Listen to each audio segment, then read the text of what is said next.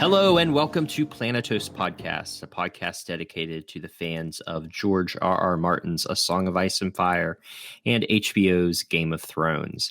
I'm one of your hosts, Travis. You can find me on Twitter at Sir_Travis. I'm another one of your hosts, Brett. You can find me on Twitter at HomelyPillow. And I'm another one of your hosts, Micah, and you can find me on Twitter at Micah_of Clark. Today, in episode 40, we will take our rightful seat upon the Iron Throne.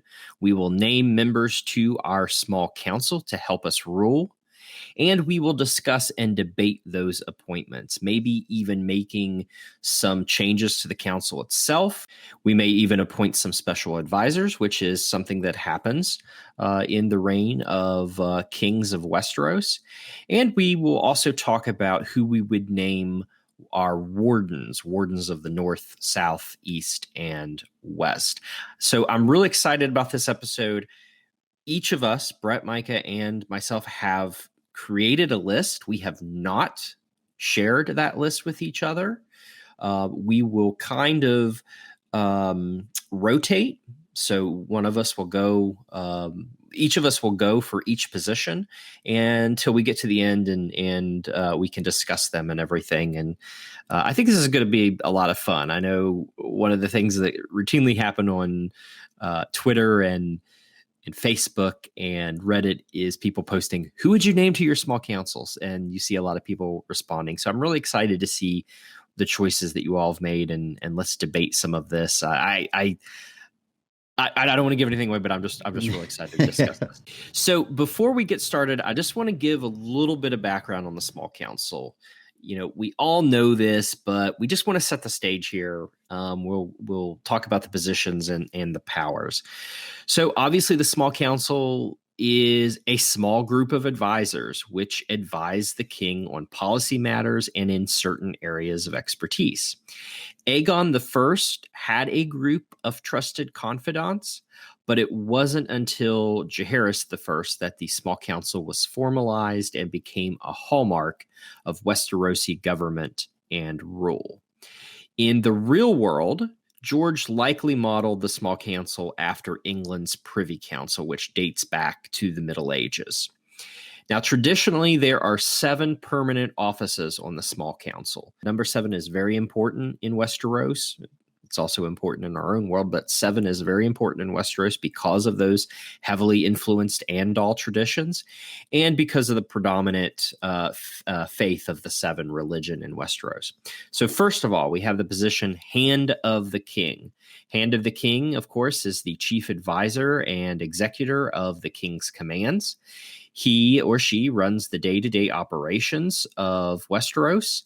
They might lead the king's armies in battle. They will draft and put the king's decrees into law. They will sit the Iron Throne when kings are indisposed. And they are commonly called the second most powerful man in Westeros. And of course, Robert has that really funny line to Ned that the king shits and the hand wipes it. And so that kind of, shows that the hand is there to clean things up, is to make the king look better, etc. The next position is the Grand Maester. Now, the Grand Maester is the head advisor on matters of lore and wisdom. They are sworn to serve the whole realm. And they are usually a senior member from the Citadel, and they are chosen by a conclave of maesters, and they can theoretically only be removed by a conclave of maester. Of course, several Grand Maesters have been murdered or tried for treason, etc. The next position, position number 3, is the Master of Coin. Sometimes that person may be called the Lord Treasurer, or he or she may have the title Lord Treasurer as part of their office as well. Now, the Master of Coin is the head of the treasury and finances of the kingdom. They're the overseer of income and expenses, as well as taxes and duties and customs. They borrow money. They oversee the royal mints, which is the printing of money. They have several offices under them: the keeper of the keys, the king's counter, the king's scales, which are all in charge of the financial operations of the seven kingdoms. And then below those offices are just a number of customs officers. They're harbor masters, tax farmers, customs sergeants, wool and wine factors, and toll collectors. So the fourth position is the Master of Laws. Sometimes that person is called the Lord Justiciar, or might just be the Justiciar. We really don't know a lot about this position. The duties that we get from the text is that they oversee law and justice for the kingdom. It'd be great to learn a lot more. A lot of us in the fandom talk about the need to know more about the Master of Laws, but that's really what we know about this position. The fifth position is Master of Ships, and that person sometimes holds the rank of Lord Admiral or Grand Admiral because they might command the royal fleet in battle. But like we said, the Master of Ships oversees the Royal Navy. They build ships, they plan naval engagements. They might command the fleet against enemy fleets. They might take action against pirates, and they might enforce navigational standards. There's an example in A Dance with Dragons where we find out that the sistermen light false lamps to draw ships in, wrecking them along the coast. And I think it's Stannis as Master of Ships sends the fleet up there and warns the sistermen, don't do that, because that's obviously a threat to navigation along the coast of Westeros. The sixth position is the Master of Whisperers. Now, that is the spy master, the head of intelligence for the king of the seven kingdoms.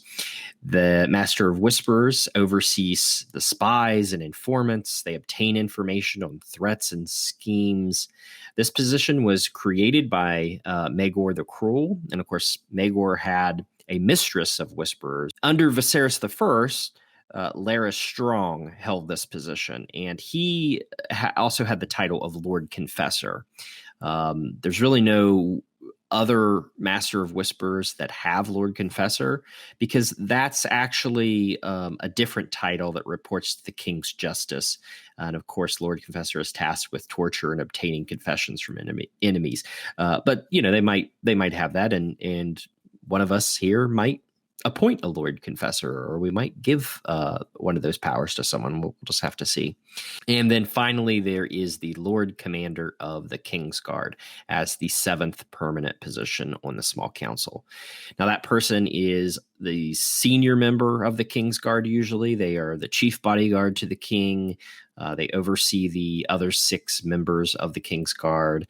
And sometimes they might be a martial advisor. They might lead a battalion. They might lead an army. They might participate in a war on behalf of the king or with the king or whatever.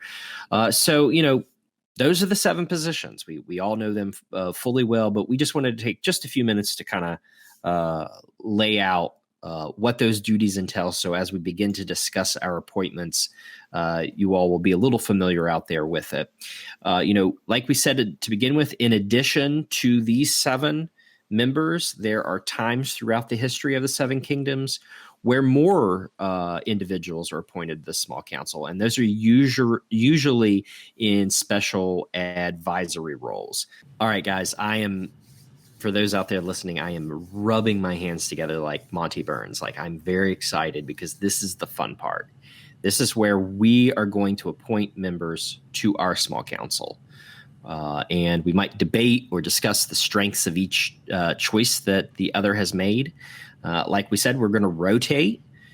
So we'll talk about Hand of the King, and each of us will name our Hand of the King. We'll discuss that appointment, and then we'll go to the next position, and so on and so forth.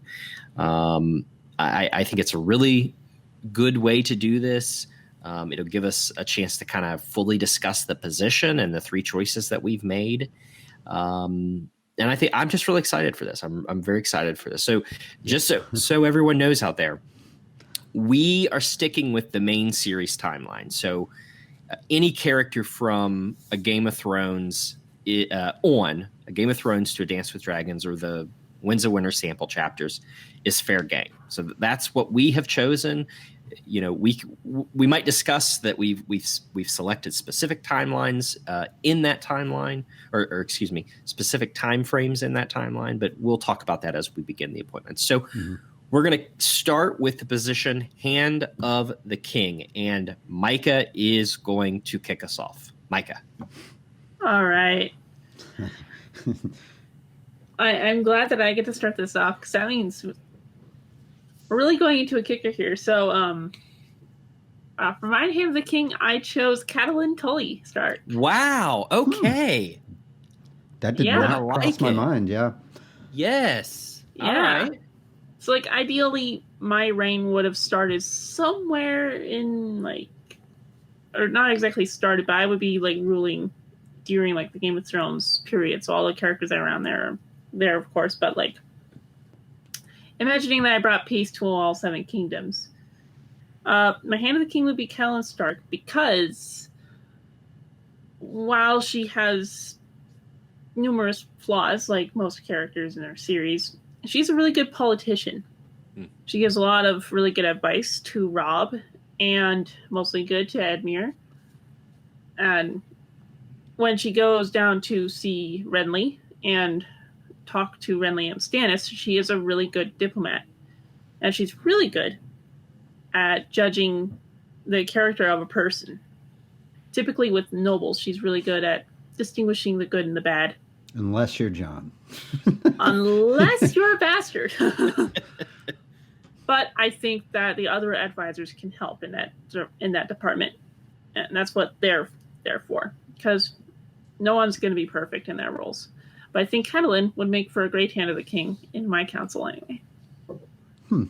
I really like that choice. I think, Micah, that's one that really interests me. And I kind of like that. That just really kicks us off into high gear, because you're right. She is a really adept politician. She understands Westerosi like few others. For all the people out there who continually dismiss Catelyn Stark, I mean, reread her. She's dealing with a lot of trauma in the main series. She's trying to make the best of what she can. She's seeing the world around her crumble. But she, amongst all of them, understands quickly how not just to play the game, but to read people and, and she's a consensus builder. She tries to build consensus. I mean, good Lord, she tries to build consensus between Renly and Stannis. I mean, no one tries that. So yeah, that's a great choice. Yeah. Thank you. It really is. I can't, I mean, I'm not surprised it didn't cross my mind, but yeah, I mean, that is an actual really good choice. Okay. All right, Brett, you are next for Hand of the King. So this one I had a lot of trouble with, but I came down to two choices. I've got a main one, and then I've got an alternative. And my main choice, she's still super young, but I could see her growing into this role, is Myrcella Baratheon. Myrcella, okay. Yeah. All right. Interesting. Well, because, even if it turns out, it comes out that she is a bastard, blah, blah, blah, that none of that matters with this position. So, also she's clever. She can think on her own. And I think that only gets better as she grows older. The Syvas thing, it seems like she's a planner, and also very just. She's not going to overreach, and if she does, it's going to be for a good reason. So, I think that's an interesting choice, because she is young, but when we talked about her. Was it our last episode? No, 2 episodes ago. Yeah. We talked about how she shares a lot in common with her mother, who was clearly a very strong-willed young woman. You know, I don't think anyone could ever say that Cersei, whatever you think of her or whatever the characters think of her, you know, she watched her father rule as Hand of the King and as Lord of the Westerlands, and whether she learned bad things or not, she learned the game. And so I think that's kind of an interesting. And as we discussed on that episode, that Tyrion said, you know, she had all of Cersei's beauty without Cersei's personality. But as we uncovered in that episode, she's got a lot of good qualities that do make her an interesting choice for that. So I think that and you both have chosen women. That's great. Yeah, I mean, it's one of those things. I realize, like, it doesn't logistically really work for the timeline, but if, you know, 5-10 years, whatever, down the road, well, probably more like 10 years down the road. But my second choice it doesn't really logistically work either, but it'd be Jon Snow. I think he wouldn't really make a great king, but a king's hand, I feel like he's kind of that same way. Yeah. I think the only thing that makes him a little less of a candidate in my book is, well, he's, you know, the heir to the kingdom, and he's not really he's a born leader, I would say, but I don't see him like skillfully, you know, making like intrigue or like intricate battle plans or whatnot. And I feel like Marcella could do that, given. I could see Marcella doing that. And provided nothing goes horribly wrong with sand snakes, I think Marcella could be growing up to be quite a smart young woman. Yeah, I just don't think Jon has been shown to do that yet. He's more just lives in the moment during a battle. So he goes out and he gets it done. Yeah, I mean, he does a good job leading the Night's Watch, but just when it comes to like battle plans, there's not really much shown with him. So that's why I went with Marcella. I think both possess some innate qualities that, you know, we get to see firsthand that Jon is becoming a very capable leader. Mm-hmm. You know, we don't get that from Marcella because we are not in her POV, or she's not on screen, if you will, for that much of the main series. You know, obviously both are young, but a hand, you know, if you have a strong king, you know, like a perfect example is Tywin and Aerys. Aerys was a pretty strong king for a while, and then obviously that changed, and Tywin kind of ruled mostly. Also true for Jon Arryn with Robert Baratheon. You know, the opposite may be true for you. King Brett may be very involved, and therefore the hand is going to learn from that person and from the other small counselors. But still, I mean, you know, these are our choices. This is our game. We're having fun here, and I think both are really interesting choices. Well, so kudos to you all for some good choices thus far. And one thing too is, you know, Marcella being tied to the Lannisters. You know, that if you need that army, it's right. I mean, it's not super close to King's Landing, but it's close. It's close enough. So having her source of power nearby, whereas Jon, you know, the north is way up north, and King's Landing is, you know, more on the south side of Westeros. Okay. All right. Well, I think it's my turn. So it is. Yes. So I struggled with this choice, and I didn't struggle with this choice. Like I had this person in mind from the beginning, but we all struggled with this position. Yeah, because it's a really important position. It is. It's a really important one. You need specific people. It can make you or break you as a king, right? Yeah. And you know, we've talked about this in the past, but I've worked in politics for a number of years, and one of the things that I see as a hand to the king position is kind of like a chief of staff. Like if you hear about like the president having a chief of staff or a governor having a chief of staff, like that person is very important, not only to the operations of the office or the administration, but that person is an important confidant of the principal, as we call them, of the senator or the president or governor or whatever. And you need in a chief of staff, or in Westerosi terms, the hand of the king, you need someone who doesn't immediately divide people. Mm-hmm. And I may break that just a little bit here, but you'll see why I do that. Someone who I think is fair, someone who I think is honorable, someone who could put me in a room and say, you are making a terrible decision. And someone who I'm going to say, okay, this person is beyond reproach. I'm going to listen to this person. And that person is Titus Blackwood.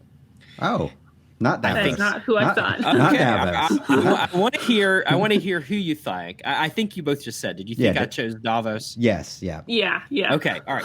And Davos would make perfect as Hand of the King. I mean, he's perfect Hand of the King for Stannis. Yeah. I think Titus Blackwood. He's a noble, but he's not like Jon Arryn, Tywin Lannister, Ned Stark level noble. So you don't immediately come with that sort of baggage of, well, he rules the West, or he rules the South, or he rules the North, or whatever. Obviously, there's the Brackens and the longstanding feud, but I don't think people necessarily on a Westerosi scale take that to really kind of tar Titus with a bad brush, to paint him with a bad brush, to make it look like he's the bad guy in this situation. I think that's more of a personal animosity between those two houses, and the rest of Westeros doesn't, necessarily pay much attention to it. Yeah, but anyways, Titus is physically tall. He's kind of imposing, kind of like a Tywin. You would, as we talked about in our episode about the Blackwoods, he's seen as fair. He's seen as honorable. Everyone seems to trust his word. He seems like he understands the politics of Westeros. I think he would just make a really good Hand of the King, because he would be someone that people respect, but also someone that he's a lot like Ned Stark in a lot of ways. If you kind of think about his family and the way he cares for his family, so he was always in my mind. I was just like, Titus Blackwood would make a remarkable Hand of the King. So that's why I chose Titus Blackwood. That's a good choice. Yeah, he would. I didn't even, Yet again, I'm not surprised. He would do pretty well. Yet again, I'm not surprised I didn't think that they I'm not surprised they didn't cross my mind, but yeah, that's a good choice too. Now I'm just picturing him in his raven feather cloak sitting on top of that throne, giving out orders and telling Jon Bracken to shut up. Yes. Yes. Yeah, that'd be the one thing I'd say. You can absolutely burn House Bracken to the ground. They do seem to be the worst of the two. Yeah, they really do. And I wanted to add also that the time frame I chose is kind of at the end of A Storm of Swords, beginning of A Feast for Crows, A Dance with Dragons. So that's kind of the time frame I chose in the main series. So that's why I would remove like a Catelyn or an Oberyn or Ned or Tywin from the game board for me. Even though I'm not criticizing if you chose them here. That's just personally, I chose that time frame for King Travis taking the Iron Throne. Yeah, I was going for like a Feast for Crows, early Feast for Crows, whatever. But I realized that I kind of broke that mold a little bit. So that's okay. Yeah, you don't have to stick to a timeline or a time frame. I mean, like we said, just the main series. Everything's open to debate. I picked vaguely like beginning of Storm, but instead of Blackwater going to either Tywin or Stannis, I showed up and took it. Nice. All right. I like that. Okay. All right. The next position we're going to discuss is the Grand Maester. And Brett, I think you're going to kick us off with the Grand Maester, with your choice for Grand Maester. So, yeah, this is where I'm kind of breaking that mold that I was going for. But this Maester is, I feel like he's just a well-rounded dude, and it's Maester Lewin. I feel like, he gives Bran really good advice. He doesn't believe in magic, but what Maester does, or well, there's one. But yeah, I just. Go ahead. Sorry, I was just gonna say I think Lewin does believe in magic. I think he just is unwilling to accept that it's coming back. Oh yeah, because it's something he's right. He has a chain. He does have it. One of his links is Valyrian steel, maybe because he studied the higher lore or whatever they call it. Yeah. So yeah, I think, but no, I mean, sorry, I didn't mean to interrupt, but I just wanted to say, I think he understands magic. He just doesn't think it's real, or doesn't think, oh, it's just thousands of years ago. There's just no practicality for it right now. Yeah. He's kind of the Maester office was sort of hard for me to, because I didn't want to go with Sam. I feel like he's the obvious choice, but I feel like I feel like Sam. Well, I don't know. I feel like Maester Lewin would work better in that position, especially if Sam goes on to inherit whatever. Hornhill. Yep. Anyways. Yeah, I don't know. I don't really have much to add to it, other than he's a good dude, gives good advice, and very, very intelligent. All right, I think that's a good choice. Yeah. So I am next on this one, and I went the magic lore route, and I chose Marwyn the Mage, and I did that because I don't think the Maesters are corrupt, and I think Lewin is a perfect example that they aren't corrupt. Mm-hmm. He's obviously in Winterfell. He's far from the South, and so you could say, well, he's not corrupted because he's not, close to the Citadel, and not, and they knew they couldn't change Ned Stark's mind, anyways. One thing real quick. Yeah, I think the explanation for me choosing Maester Lewin is a lot more boring than the explanation of why I didn't choose all of sure, understandable. Yeah, I think Lewin. Just to say about Lewin, I think Lewin is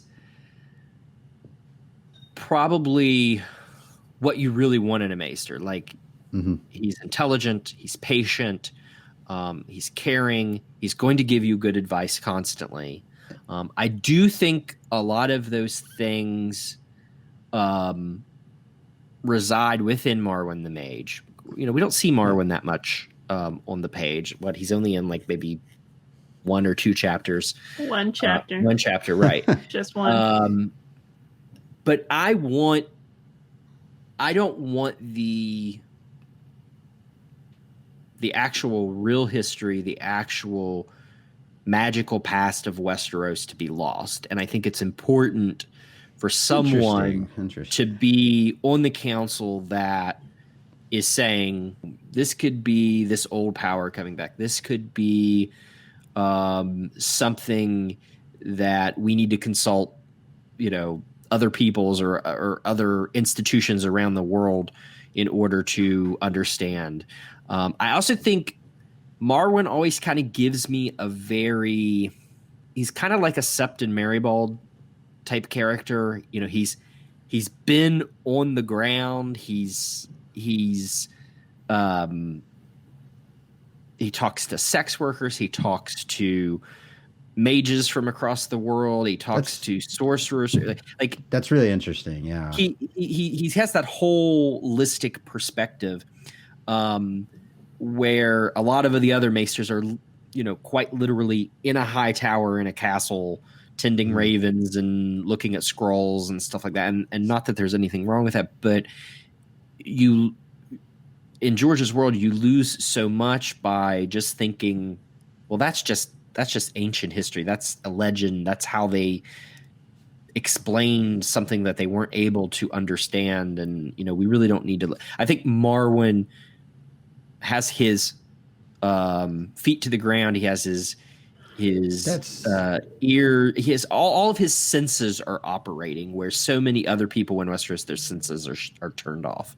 And so that's why I chose Marwyn the Mage. That's interesting because the reason I chose Lewin was he was the image of what a maester is supposed to be. Yeah. And that could appease the Citadel, having someone like him on the council as opposed to someone like Marwyn. So I went with more of the appeasement towards the Citadel, but I do like I don't know. That's an awesome explanation. Yeah. Yeah. Marwyn's a pretty great choice. As we continue to discuss, you're going to understand that I'm a very heavy-handed monarch. Like I'm not gonna let the maesters say we're gonna send you Pycelle. Fuck no, you're not sending Pycelle. I'll burn that fucking place down. So he mysteriously falls out of a tower. Yeah, you get a letter from the wall, and you're just like, all right, Mance Raider's here. We're going north. All right, Micah, your turn. Grand Maester.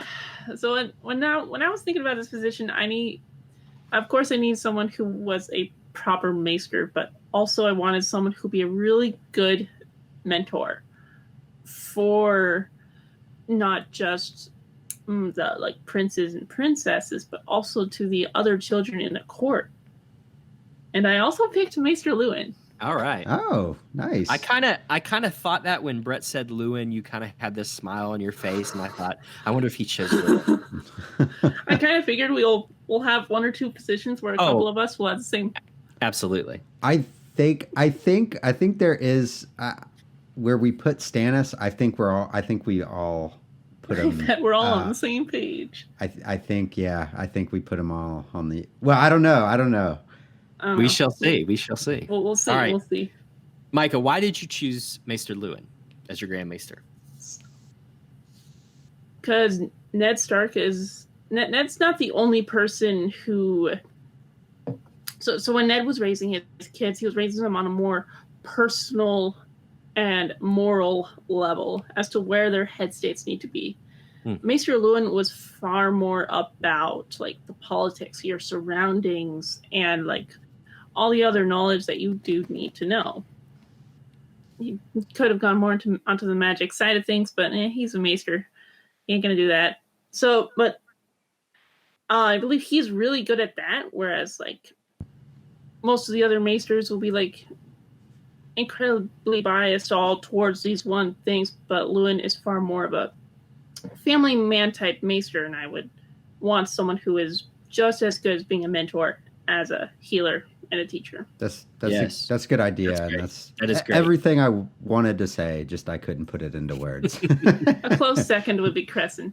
I didn't even. I like Lewin. I totally forgot about Crescent, but I probably wouldn't have chosen him just because he dies before Lewin anyways. He's a little bit on the.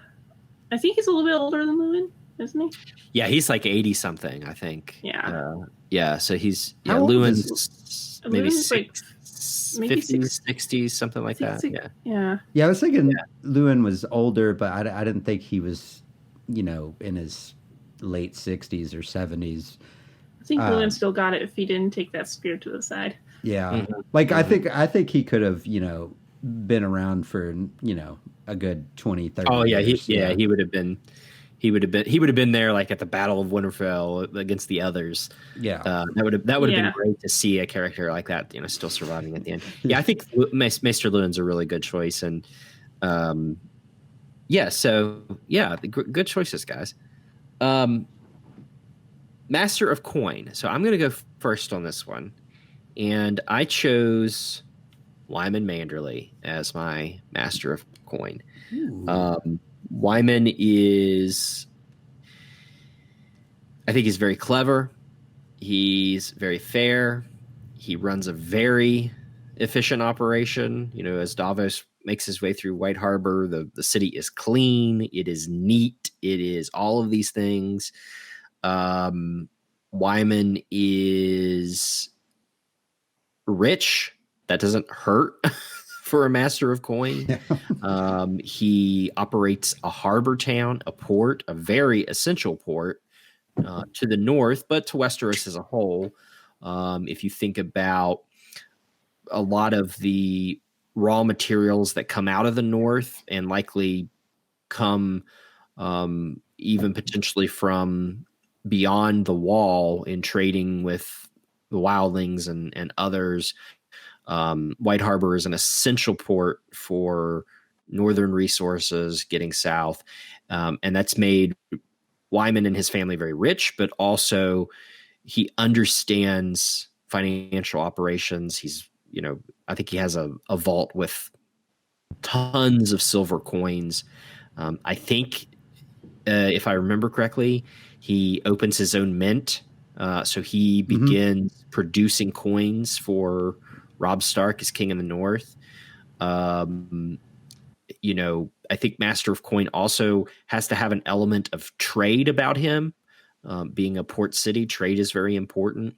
I think the person needs to understand how you finance war, how you finance defense, all of these things. And I think all of that is evident when Davos arrives at White Harbor. Plus, Wyman Manderley is a very just man. And he is not above going to great lengths to outmaneuver his enemies. And I think a Master of Coin needs to be able to do that.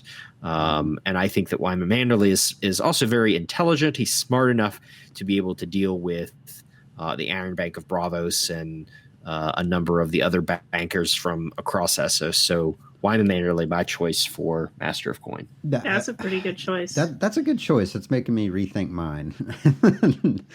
Yeah, I kind of thought, because when I was debating my Master of Coin, I was like, well, Wyman Manderley would be like he's actually near perfect to be a Master of Coin.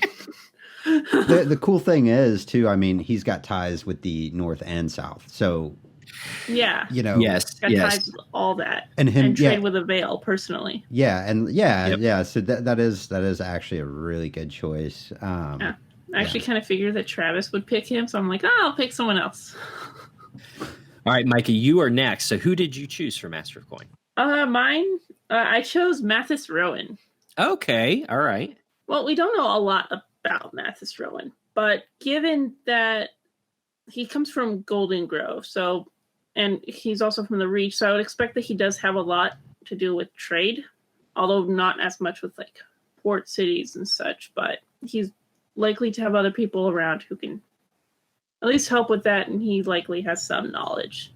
But Mathis Rowan is a good, loyal man who is not ashamed to point out when things have been done wrong. He's always given that look at Tywin whenever someone mentions Elia and the children. And he seems to be an all right politician. So he would be my pick for Master of Coin for those reasons. Maybe not as superior and astounding as Wyman Manderley, but I think Mathis Rowan would be an all right at the job. I think this is a good choice. I actually looked at Mathis Rowan because as you're doing something like this, I'm going back through all of the characters I can think of, all of the houses from the different regions, and I was like, okay, Mathis Rowan, his name just kind of sounds like it does. Towards it does. That. Yeah, you're right. And I was looking at it thinking, what could I use him for? But I think it's a good choice. Yeah, I definitely think that's a good choice. Yeah, I like it. Yeah. All right, Brett, your choice for Master of Coin. I went with someone. I went with this person because a good at PR they are not. But Okay. but they're Nice start. and this person you don't want to give too much power, but they're not going to screw you over either. And with this job, and it's Tyrion Lannister. Okay, all right. All right. When he's investigating Littlefinger, I mean, he basically just unravels like Littlefinger's what Littlefinger's doing to an extent. Like, he does look into it, so there's already experience there. He's clever, and you don't want to put him in something that has more, martial power. So, yeah. And that's why I went with him.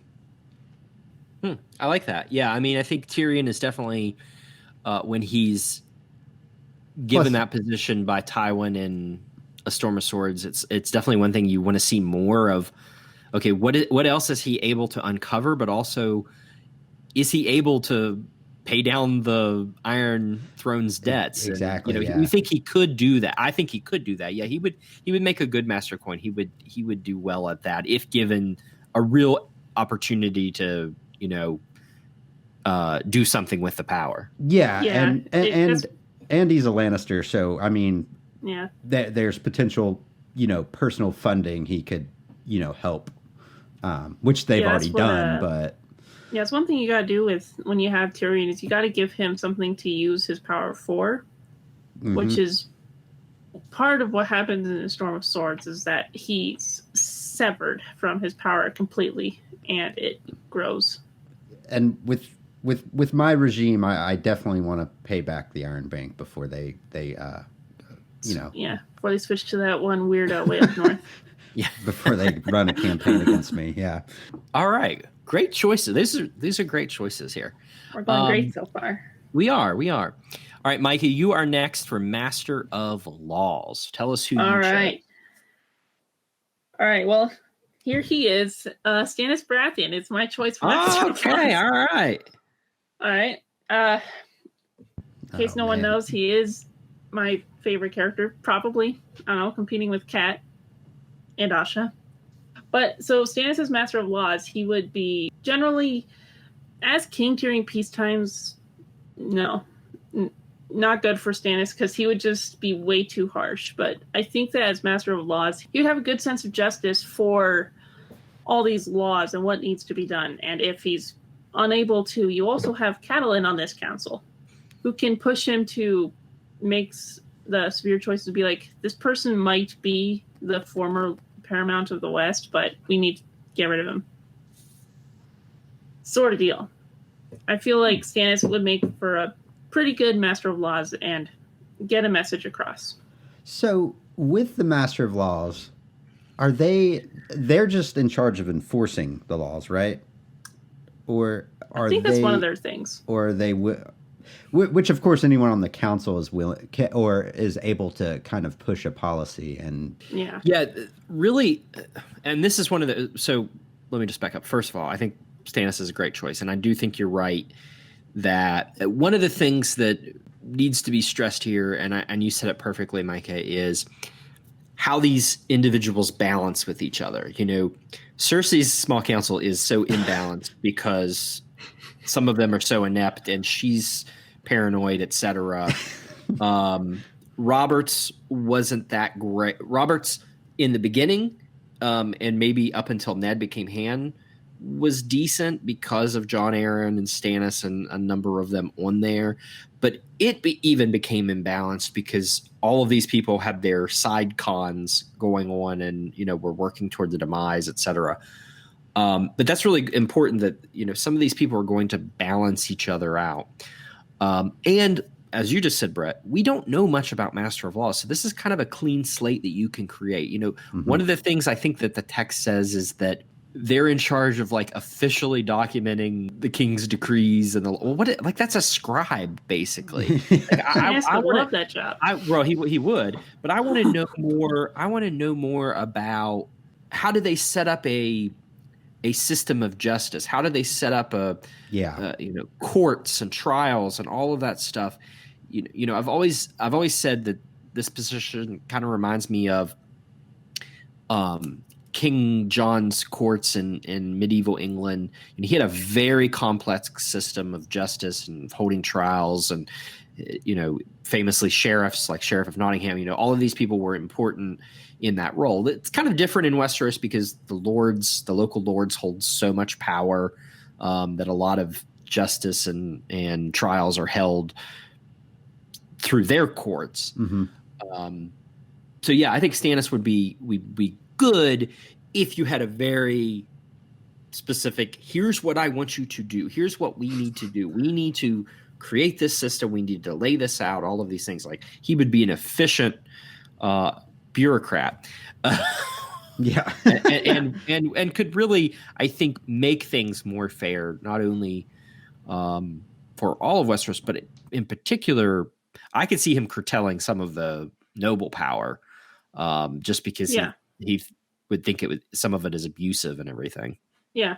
Put the Florence up into the council's eyes, and he would be like, those guys need to be removed, or they need to lose some of their power. Yeah. I just think, him being master of laws, if the job is not him making up laws, because that might be kind of bad, like with some of his policies, like his, very anti-sex worker policy. That's not, that's just going to harm more than, and just some of those ridiculous ones that he kind of pushes through. But if he's just enforcing them, and of course he can make suggestions, then I think he totally is excellent in that position.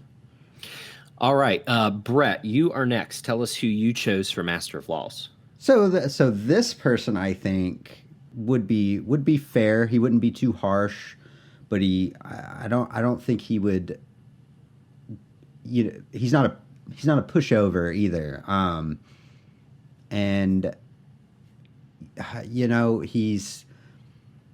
he's good with the everyday working man or class, the lower born. He's good with them, and I think he would be very well respected and considered fair among the small folk, and that's Davos Seaworth. All right, nice. Yes, go ahead. There was I consider him for like Hand of the King. But ultimately, if punishment, I feel like he's not going to enjoy it, punishing anybody. But he's not going to let you walk all over him either. So I think he's going to be really fair.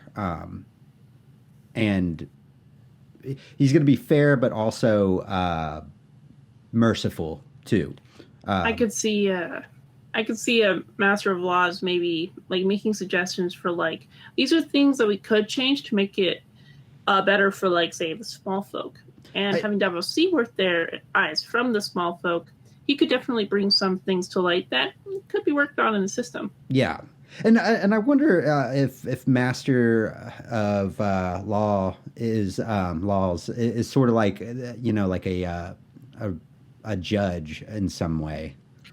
Could be. Yeah. I mean, I think in some cases it is, in some medieval courts, it was that person sat and listened to trials. And, again, that's something I've always wanted to know more. Like, okay, George, what did Renly, first of all, it's Renly, but what was he supposed to do with this position? I mean, you know what Stannis did with masterships, what Jon Arryn did, what Littlefinger, what all these people did. We really don't know what Renly did with Master of Laws. Yeah. So I'll just go ahead and go because I also chose Davos Seaworth. And I did so for many of the same reasons that you did, Brett, that I think again, it's a clean slate, as we were talking with Micah. This is a position we don't know much about. Someone I think needs to be in there that can see the world through two sets of eyes, the small folk and the nobility. And Davos is right at that crossroads. He was not born noble. He rose because he was loyal and he served, but he broke the law numerous times. You know, we can argue whether, you know, we should always remember that legality does not equal morality, even in our own world. But he's someone that I think could create a very fair system, and that's going to become more important when we talk about some new positions in the, you know, that we might want to add, because I personally am going to put someone working with Davos that I think is going to potentially change things for the better in Westeros. But I think he's really important in this position. So that I chose him because he's moral, he's fair, he's just, and I think in my personal view, he's the most noble, not nobility, but the most noble man in the books. That's personally why he's my favorite character. But yeah, great choice. I mean, Stannis is a great choice too. But it's just interesting that these two men, I think, imagine them as like I just thought of them as like a fucking Law and Order crime solving. Bum, cut to Stannis and Davos. Holy shit, that would be great. Someone needs to edit to the show to where whenever their scenes come up, you just get a bum before you go to them. Well, that's interesting. We didn't have as much crossover as I was originally thinking so far, but yeah, I'm surprised we haven't had more crossover. But I figured once we got to talking about Davos and Stannis and stuff, we'd start to have some crossover. So the next position is Master of Ships, and Brett, you're going to go first. So tell us who you chose for Master of Ships. You know, this person, you know, just kicks ass on the waterfront, and not necessarily his. I don't think it's necessarily his first. I don't know how to put this. I feel like he's more comfortable on land than he is at sea, but still, I feel like if you can kick the Ironborn's ass when you're more comfortable on land, I think you all know who I'm talking about. Stannis. Yeah, I think we figured it out at the Stannis. same exact time. The one true king, Stannis, yes. When you say kick ass, I was just like, smile. There's another position that Cersei makes that I actually included, which I thought was actually a really good idea, surprisingly. Master of War, and I considered him for that, but I have someone else I want to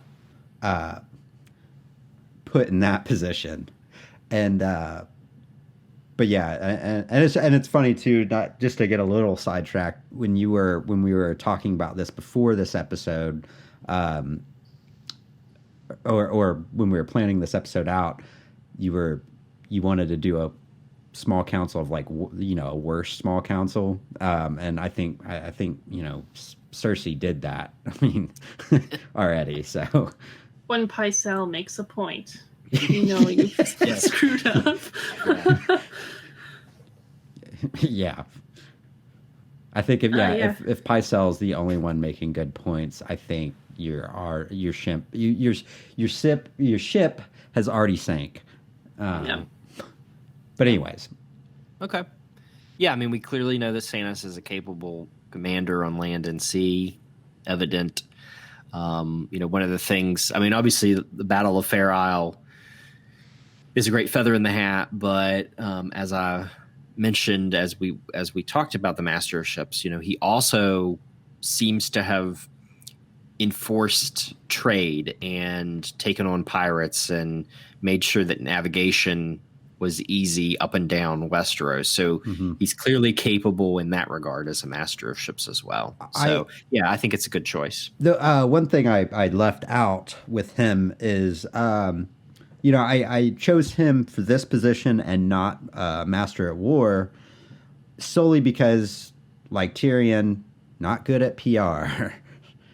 So I don't feel like he could rally a whole realm together as easily as the person I chose for that position. Okay. But I feel like I feel like he might be better suited just with, he's a lot more clever. Well, I don't think a lot more clever. I just think he's been all around, whereas the person I'm choosing for Master War has not gone to land and sea and been all around Westeros as much as Stannis. But I think PR is a really important position for that position. So that's why Stannis is in this one. Okay. All right. Master of Ships, I go second on this one, and I chose Asha Greyjoy. Oh. And I did that. So she's obviously a great sailor. She has a crew that's very devoted to her, and that's one of the important things for the Master of Ships within a Royal Navy is to crew the ships. So I think that she would inspire a lot of loyalty from the folks serving in those capacities. I also did this because, again, I'm a very heavy-handed monarch here. I want to curtail Ironborn power at sea. Now, Ironborn longships are different than your typical war galleys that the Royal Navy operates. But I think that Asha would do fine operating those, building those. I'll talk a little bit in a minute about why I think that is. Again, I want to curtail Ironborn power. I also want to watch her, and I want to keep her close because I don't want the Greyjoys getting out of hand. And so I want someone on my side to be able to say, I will send her and the entire fleet to take those shit-stained rocks if you get out of hand. Well, that's why I chose Stannis, because absolutely. Yeah. And I might have more to add about Stannis here later, in a different role. But yeah, so I chose Asha Greyjoy. She's one of my favorite characters in the books. But yeah, she's a great sailor. She has very devoted followers and crew. I think she would make a great mistress of ships, master of ships. I mean, whatever the title would be for her, but I think she would do very good at it. Yeah, I that's a good choice. It didn't cross my mind, but that is a good choice. I'm guessing mine. I was when I was choosing this, I was thinking about a couple positions are solely based on keeping the Iron Islands in line, because most of them are just awful. They're just kind of notorious for things, and for good reason. Yeah, and so. Yeah, there's a reason you get stereotypes. That's a good choice. Having her there and close to the crown kind of keeps them in good faith as well. Yeah. Okay, Micah, Master of Ships. Davos Seaworth. Okay, good choice. Mostly for how he knows ships in and out, but he also knows most of the ports in Westeros, ins and out. So he would know where to go to land where he needs to. He knows the best spots, knows the best times. He knows the ocean in and out. Which, I mean, so would Asha, to that regard. But with Davos, of course, I had that angle to where he's close to the small folks. So he's a former smuggler. So if I needed to get someone somewhere, if I need to ferry away someone to put them in hiding, I'd go, Davos, I need you to do some smuggling. It's a good idea. I like it. Yes, I like absolutely. It. More like guerrilla warfare-ish when it comes to ship battles. And he can likely get the people on his side pretty well, I think. If you get good men with him, they'll follow him. Yeah.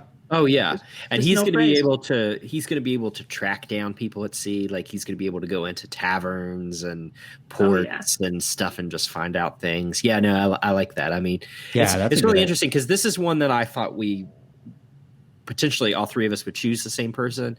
But I think we all moved that too. All what I like about these three choices are they're so interchangeable. They all, in a way, share characteristics that we're all saying we want in a Master of Ships, and I could see any of these choices being made by, either of you guys. So this is great. Yeah, Another thing another thing Davos can profit for my ruling of Westeros is an ally in the Stepstones with Salador Saan. Yes. Because he's king of one of the Isles, I believe. So I can get some things done in the Stepstones as well. Well, and you're bringing in Essos, sort of. Yeah. To it, I didn't think about my Spall Council is very Westerosi based, but I didn't think about. That's like the only thing I got for Essos. Don't worry. Oh, yeah, I didn't think about including like more Essos, like branching out, and there's definitely some positions I could have thought up. But anyways, all right. Okay. Anything else on Master of Ships? No, I think that's it. Okay. All right. So I go first on Master of Whispers, and I'm really excited about this one. You look at this is one of the first choices that I made, and it was just so clear. It just hit me like lightning. I was like, that is exactly who I want to be my Master of Whispers. Barbary Dustin. That's such a good choice. I love this character. She seems, I shouldn't say she's a master of gossip. She's a master of gossip. She is always listening. She's always watching. She understands individual strengths and weaknesses. I mean, the way she breaks down Roose Bolton is amazing. She, I think, always has a plan in mind. We don't clearly know what, if anything, she's up to in Winterfell. She could be the master behind the scenes of everything, or she could be someone who, when chaos breaks out, she steps forward and takes control, or jumps onto the right side of whatever happens in Winterfell. She, when Robb called the banners, she sent a nominal force to join him just so she would look loyal. She may have more, as we discussed in our episode 8, Brett, about Barbary Dustin. She may have more supplies, more food in stock. I think she's very cunning. She's very intelligent. She's very cunning. And I think if you were left in a room with her, she would get the truth out of you. And you don't just have to. Go ahead. She's like a more cunning version of Catelyn. Yes.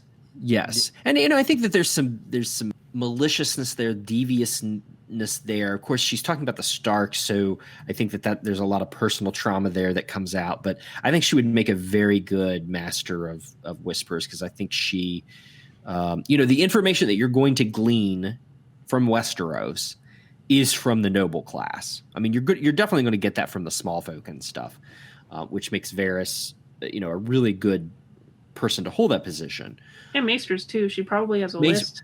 Yes, she fucking has a list. She absolutely has a list. And I'm going to unleash her. She's going to, I don't know that I'll give her the title of Lord Confessor, but if I need someone in the room to torture someone, she'd probably be good at that. So yeah, that is my choice for Master of Whispers. That's a great choice. All right, in your council, are you going to have a Lord Confessor? I don't know. She may just keep that title. Like, okay, I'm putting my Lord Confessor hat in here, and I'm going to torture the fuck out of this person. All right, Brett, you are next. Who is your choice for Master of Whispers? My Master of Whispers is a, he's got the all-seeing eye, if you will, Bran Stark. Just solely because of that. He's not very politically motivated, as far as, his eye is on the White Walkers. But, if that threat comes and goes, or just in the meantime, he's got a network, Bloodraven obviously is a example of, how well that works with that power. So, Bran's just, I feel like he's he tries to be fair. You know, he's not malicious in nature. So I feel like, you know, he could get you. He's going to be able to get you any information you need. Yeah. And yeah. You know, when he was named king, a lot of people joke that, oh shit, this is a police state. Like he's gonna be able to see everything everywhere. It's like that's part of the appeal for him as Master of Whisperers. You know, Yeah. he can see things, he can anticipate things. You know, whether or not he has that power in the books, we don't know.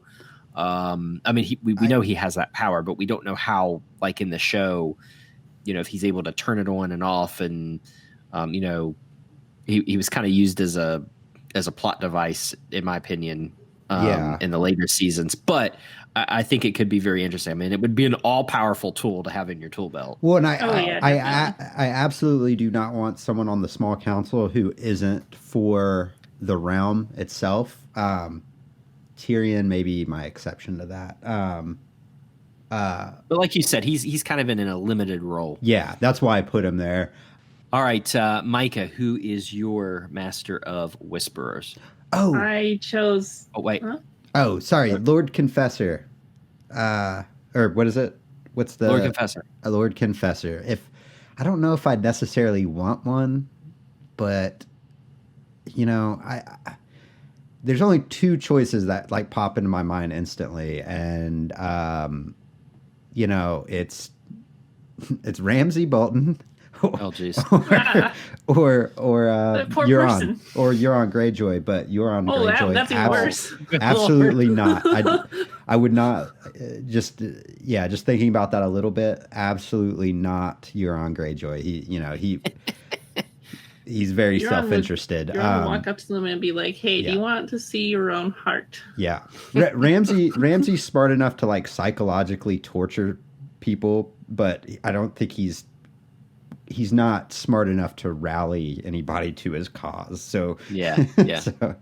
But I don't necessarily know if I'd want that position. It's a pretty awful position. But anyways, sorry, Micah. So for my Master Whisperers, I of course wanted someone who was a schemer and someone who could hide that very well, and this person does. And I chose Wyman Manderly. Okay, Ooh, all right. Okay. That's interesting. Nice. Yeah. He's got a huge interconnected system, and like with ports and whatnot. So he already has knowledge of that when he gets to come down to King's Landing and see this new city. And like, of course, he's the head in one of the biggest conspiracies going on in Winterfell right now, which is to get Rickon Stark back and possibly crown him or possibly join Stannis. We don't quite know. But he's got lots of things hiding in like plain sight. He's got his own fleet just stashed in the White Knife, just waiting to do something. He understands how like money works. He understands how all these other things work, so he can use that to his own advantage. So yeah, that's basically he takes hour-long shits specifically to throw off people. I mean, it's just that's a good choice. These are great choices. Yeah. But like I said earlier, I was considering him for Master of Coin, but I decided I think it'd be more interesting to make him a Master of Whispers so he could help scheme. Yeah. I like it. That's a good choice. Well, it's interesting too because you get the the little back room where he's talking to Davos, and that sort of reminds me of the the secret tunnels. In the Red Keep, so. Yeah. White Harbor is like a tiny King's Landing. Absolutely. Yes, it absolutely is. I absolutely would not want Varys on the council either. No. I don't want to go paranoid. Become paranoid and burn him. Yeah. I forgot to add this, but the Barbary Dustin made me kind of think of being almost an opposite Varys-like, but not in the way Varys operates. So like she would probably have little birds, but she would probably have these children that she cares for very well, kind of like a grandmother, a mother type, because she wasn't able to have a family. that she, groomed, not in a sexual way, but groomed these young men and women to really be devoted to her and people that she took care of. And so that was one of the things when I was thinking about her, I was like, she would create this little bird system and not cut their tongue out. She would be really good at that. She would want them talking to her and talking to people and coming up with information. I imagine that Wyman would, like, if he does it with like children, of course he would also like probably like bribe lords to be like, I want you to give me this information, or I want you to pay attention to this. Yeah. Like if you were to use a child spy network, which admittedly can be effective, he would probably like find orphans on the street or something, I imagine. Yeah. He'd be like, you look like a smart young lad. I want you to go over here to this little place. Do this for what they said. Do this for Uncle Wyman. Help Uncle Wyman out. Yeah. No, I could see that. I could definitely see that. Do it for Uncle Santa Claus. Yes. All right. So, Micah, why don't you take us into Lord Commander of the Kingsguard? Who is your choice? This was probably the easiest choice I ever made when I was making this. It's Brienne. I made Lady Commander of the Kingsguard, Brienne of Tarth, because she is the best knight in Westeros and all time. Sorry, Dunk. Brienne is one of the best fighters in Westeros. She is extremely loyal and seeks to keep the vows as hard as possible, even when she has no chance and no choice. Mm-hmm. That's it. There's not much to it. It really is. It's one of those things. It really is the only choice. But yeah, I did choose someone different though. So just because I knew that. Brett, who did you choose? Choose? So I chose Jamie because while yet again not great at PR, he is. Yeah, but like also he's kind of in the middle, isn't he? He's got good and bad spots. Yeah. I mean, he's just not. He's had to make the tough choices that I don't think Barristan ever did. Barristan never made that tough decision. I feel like Brienne would potentially, but she's not tested in that regard. I mean, Jamie slayed a king over it, and as scary as that would be for like if I was choosing him, he only slayed the Mad King because of he was about to do something so monstrous that was his no chance and no choice. He would ask you why you picked him, and then you would say, because you would kill me if I did something wrong, and I admire it. Yeah, exactly. I respect it. That it was truly Jamie's no chance, no choice moment, but instead of, he never explained himself, so admittedly, even if he did, he would still be looked down upon for doing that. But I don't know. I think that's a great choice. And we'll get into the the added positions, but I have the Master of War position opening up. You're no longer getting the Kingsguard to lead armies into battle. They're the Kingsguard. Like, that's going to be their sole purpose. Like, there's no reason the Kingsguard needs to be out in the field. Yeah. Unless the king's out there. Right. But anyways, yeah, that let me see if I think that's all I have. Jamie's good choice. You don't have Cersei in your court, right? Yeah, I was just getting ready to say, Brett, brother, I'm getting worried. You got 3 Lannisters on your Wait, spot. do I? Oh, I do. Oh, wow. Wow. I didn't. I tried to. No, I was going to say, I think Jamie's a good choice. And I have 3 choices. And I have 3 choices because I actually kind of anticipated this. one, I thought we would all choose Brienne, who was obviously my number one. And I thought, Brienne, how could you not choose Brienne? But knowing that I was going to go last, I was like, all right, I better create a backup. And my backup was Jaime Lannister. And I think that, Jaime obviously exhibits those good and bad traits. But even when he was a young Kingsguardman, he was like, wait, why aren't we helping Rhaella? He questioned it. Yeah, he questioned it where others didn't.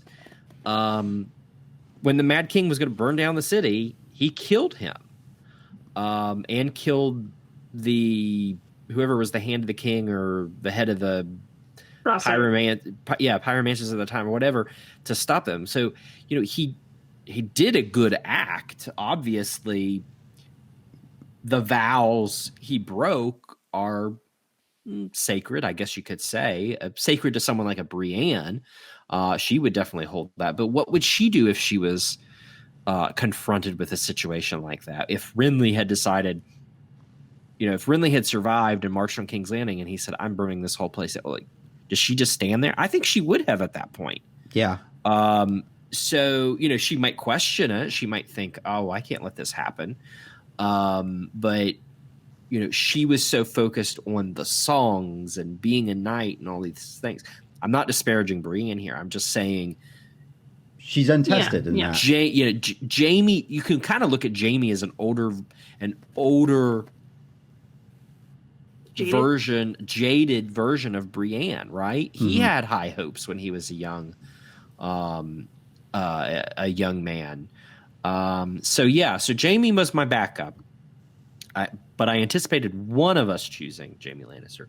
So I'll throw out my third choice, one of my favorite minor characters, and that is Strong Belwas. Nice. Yeah, so I'd bring Strong Belwas and his little hat and his little vest across the narrow sea. Shitting on the enemy. Shit right there. Shit right at the bottom of the Iron Throne, buddy. If you wanna say this is what's gonna happen to you if you fuck with King Travis. Yeah, Strong Belwas. So that's my third choice. But yeah, Brienne's my number one, obviously. I kind of thought of what's his name? Oh shit. God, one of my other favorite minor characters, Big Bucket Wall. Oh yeah. Thought about Big Bucket Wall. Hell, even Mage Mormont, one of the Mormont women would be great. But yeah, Strong Belwas was basically there.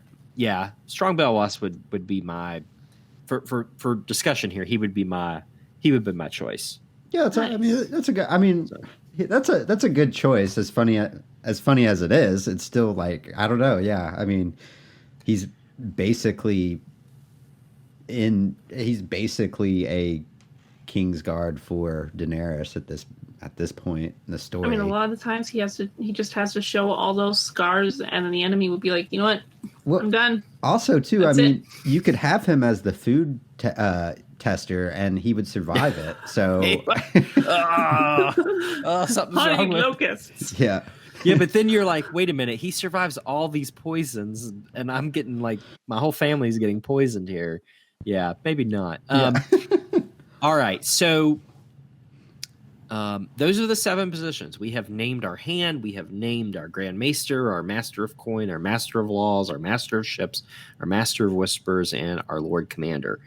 So now we're going to move to the part where we discuss, do we create new offices? Do we appoint special advisors?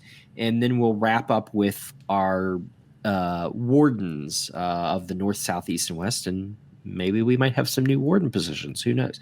So, Brett, I'm going to ask you to kick us off.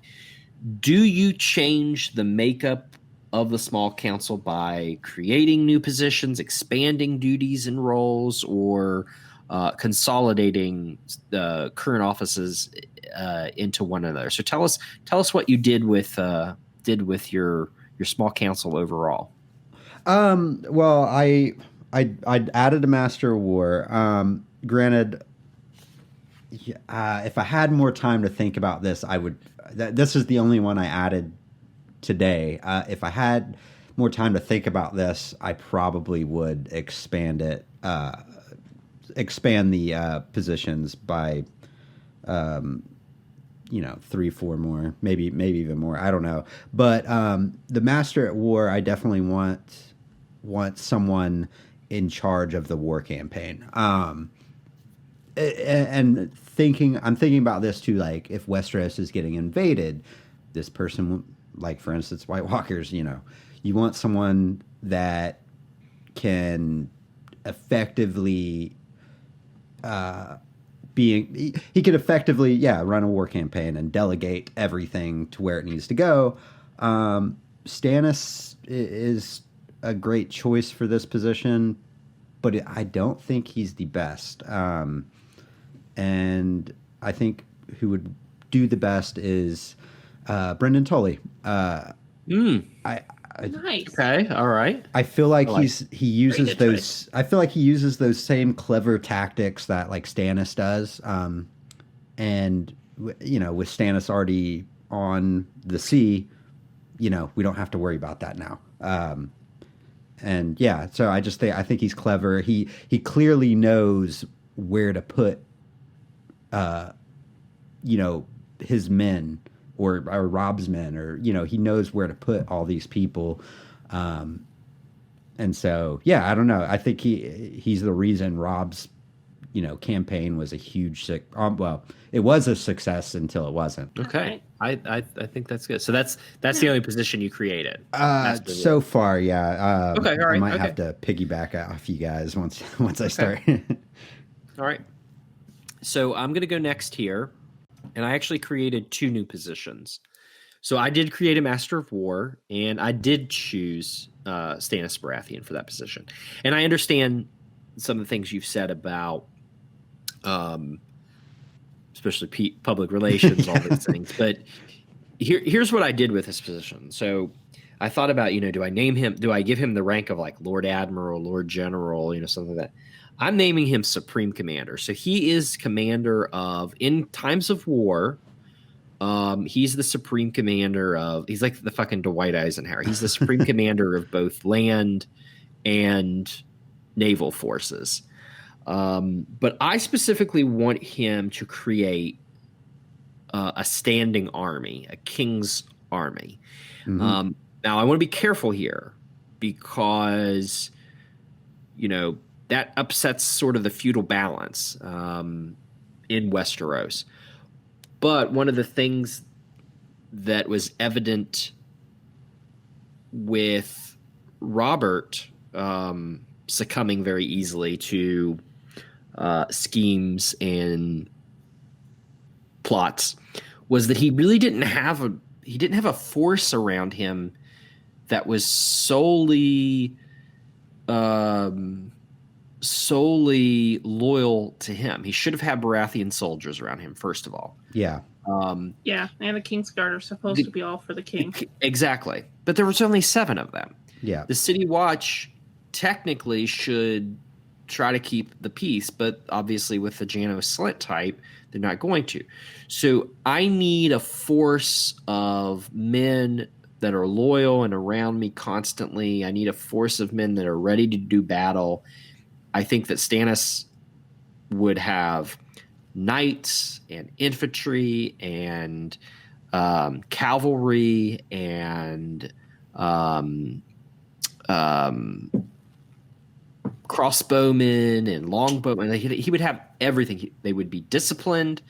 Kind of think of like a raven's teeth. Yeah. That's what it made me think of. A force that's ready to go to war at any time.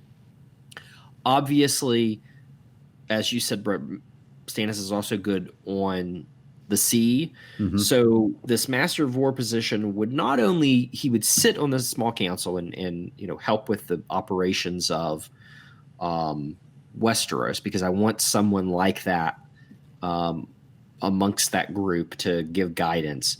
But I want him building an army. I want him thinking about who our threats are. I want him preparing for those type of things. And then, God forbid, if we have an invasion or we have a war, a rebellion, or we need to take someone on the sea, he could step in and easily assist or lead potentially in those operations. So yeah, that's why I chose Stannis as my Master of War. It's a great choice. My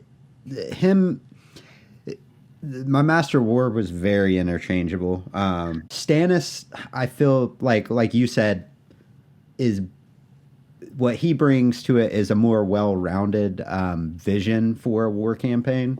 I would think than Brendan Tully. But yeah, and the way you explain it too is he has you create a force that is sort of like an army, or it is an army, but like that's solely loyal to the crown.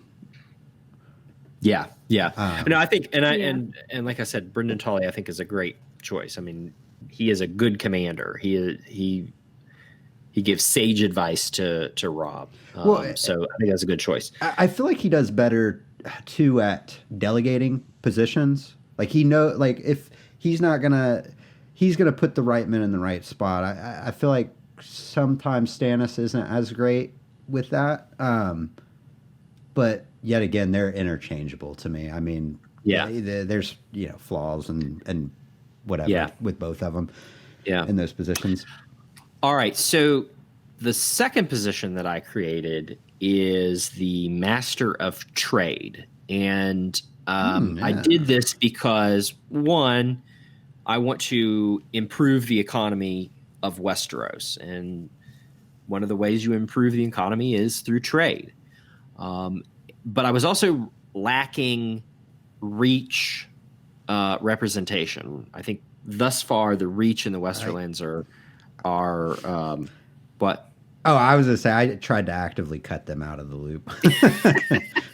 I sort of, Micah won't like this, but I sort of cut the Westermen out of the loop. I'll talk about that here in a little bit. It's understandable. It's understandable. But yeah, so my Master of Trade, I chose Lord Paxter Redwine, and I don't think there's any question that the Redwines are not good at trade. I mean, they have a huge fleet. A lot of it is trading galleys. Their wine is sought across the world. Yeah, they are everywhere.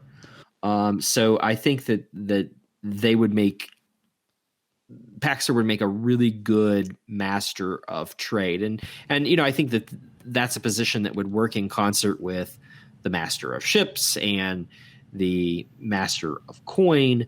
But also I want someone from the Reach represented.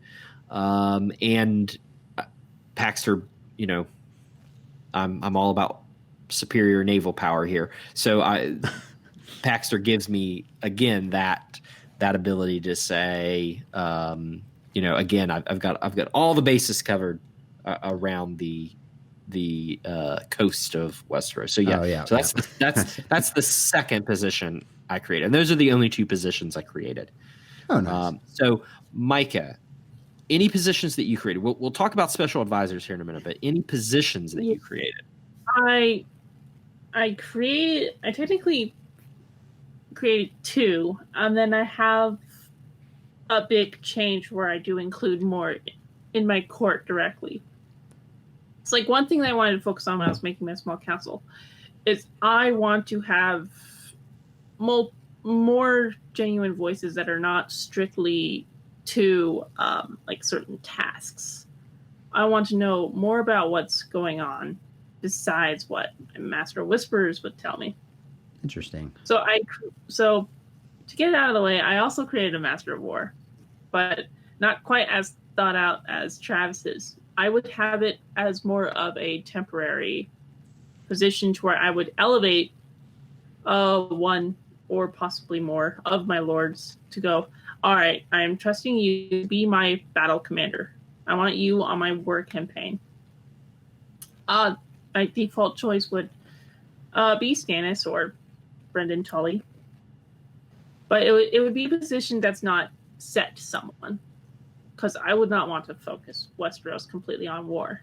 That's interesting. I mean, that's almost like Brendan Tully in Rob's campaign. I mean, he was just kind of chosen, but I don't think it was a a position that it wasn't an official position. He was just advising. It just kind of defaulted to Brendan because he was in the Stepstones, right? So he already has that experience. But yeah, and then the second major seat I did is a Dornish seat. Okay. And basically, what I don't have a name for the Dornish seats. They would probably be like the seat of Dorne. But what they would do is they would not just represent Dorne, but they would also give me even more intel on like what Volantis is doing in contrast to what I know from my Master of Whispers. I would gain information on like the trade going on with the Stepstones, everything that's going on in the far south. That's interesting. And I would also get the word of from Dorne because they're so different than the rest of Westeros.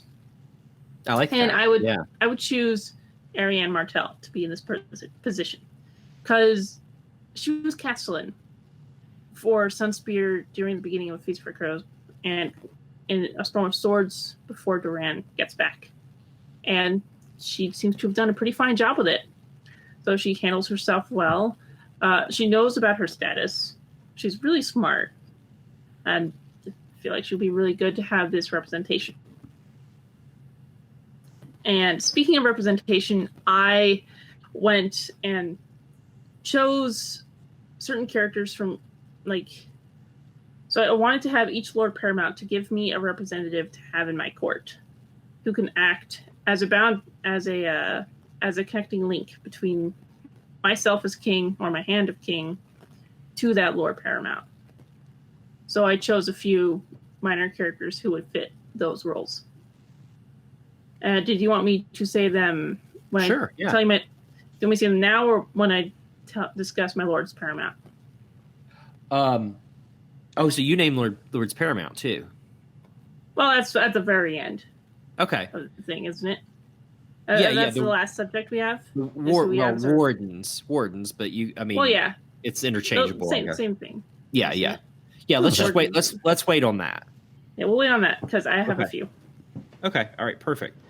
Okay, I like that. Yeah, I think that's good. I like the seat of Dorne especially. I do too. Because that's so important, and and I feel like their voice they need a permanent seat. I feel like they're so disconnected from the rest of Westeros. Like they need some sort of representation there. To be a voice for Dorne.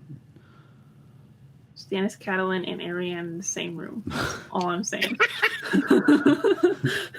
Stannis would just be grumbling though. Where did all these women come from? Okay, all right, yeah, that's great. It makes me kind of want to go back and create a seat of Dorne, just because I think that's good. I captured Dorne here in just a minute, and I'll discuss that at my special advisors. Given more time,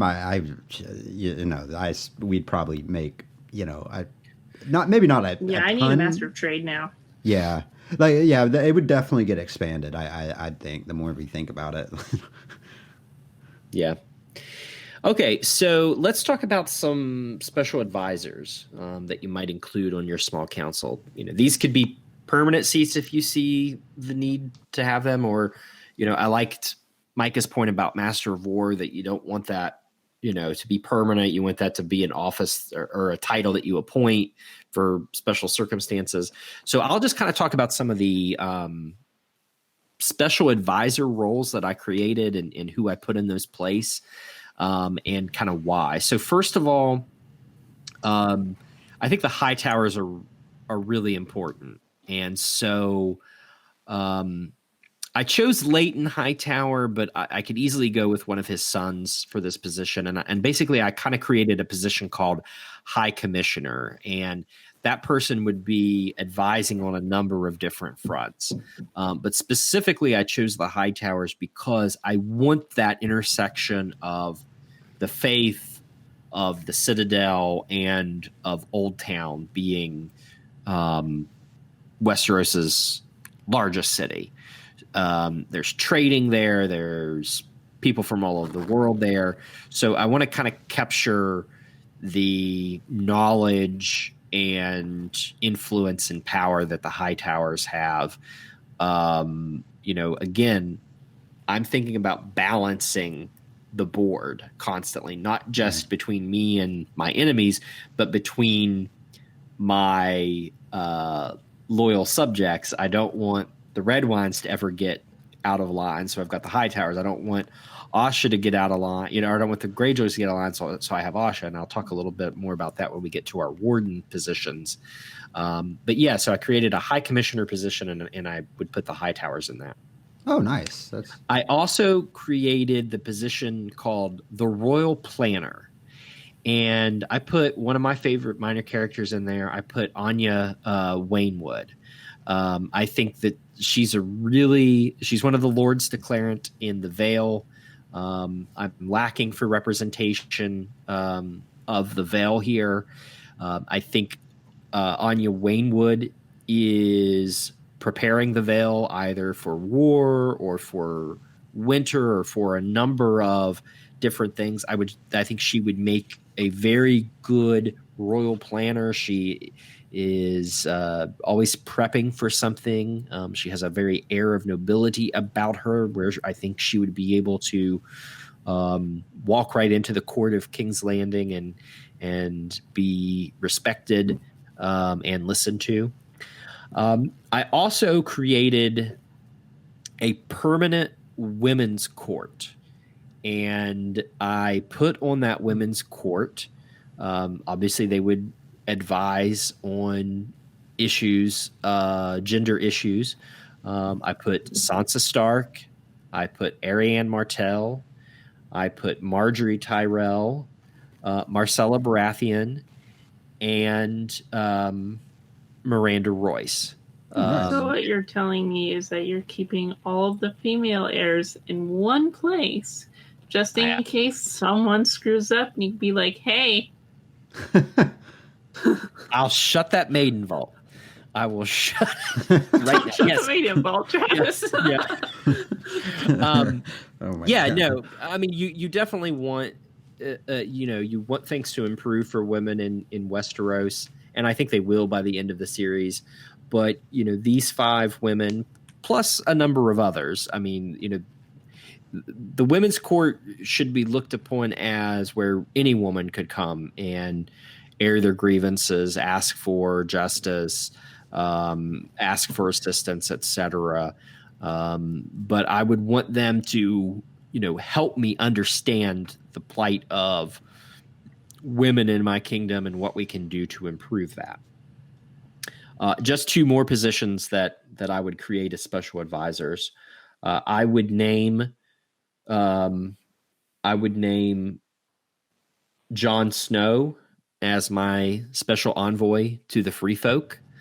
Nice. Again, I said I'm kind of dropping in toward the end of A Storm of Swords, toward the beginning of A Feast for Crows and Dance, and as we talked about earlier, Jon exhibits great leadership skill. He exhibits a great ability to fit in or try to fit in where he goes. I mean, even though he stands out so much, I think his years of upbringing in Winterfell have led him to be able to take on many different faces. He obviously has a relationship with the wildlings, with the Free Folk. I want to make sure that we're not just dealing with them by killing them, but we're dealing with them by seeing them as people and trying to prepare for winter and all of those things. So Jon would be my special envoy to the Free Folk.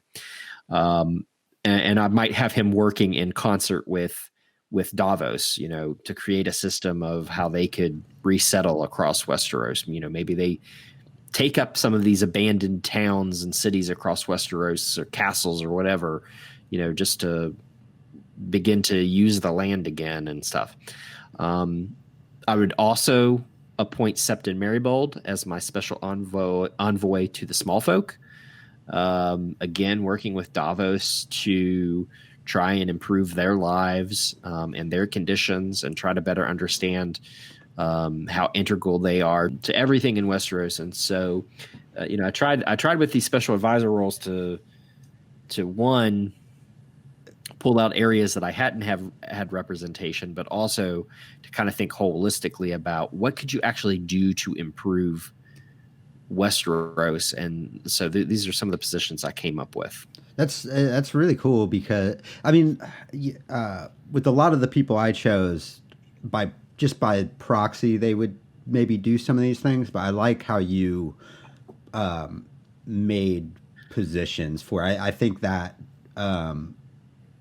would make it more of a permanent thing in Westeros, as opposed to this person is good for this, but once they're gone, you have to replace that, and it can go downhill really quickly. But if there's an active ideal that you're kind of instilling, that would make it a more permanent thing. Yeah, that's pretty good. That's way more in depth than what sort of than what I've got. I've got something, but okay, your turn, Micah. So you tell us about your special. My advisors are generally I wanted I only have 3 special advisors who basically act as the voice of whatever regions they're coming from. Where if I need to contact them, they'll be that proper voice for me. I have from the Iron Isles, because I have that horribly underrepresented at all. I have Roderick Carlaw, the reader. Oh yes, man, he would make. Sorry, he would make a great Master of Laws. I thought of him. He would. I thought of him just for a brief moment, and then I forgot him. And damn it, yes, yeah, he slipped my mind, and that is such. Oh man, that's such a good. I would have Roderick Carlaw because he's not a Greyjoy, but he would act as a good, not too biased voice from the Iron Isles, where I can ask him, how are things going?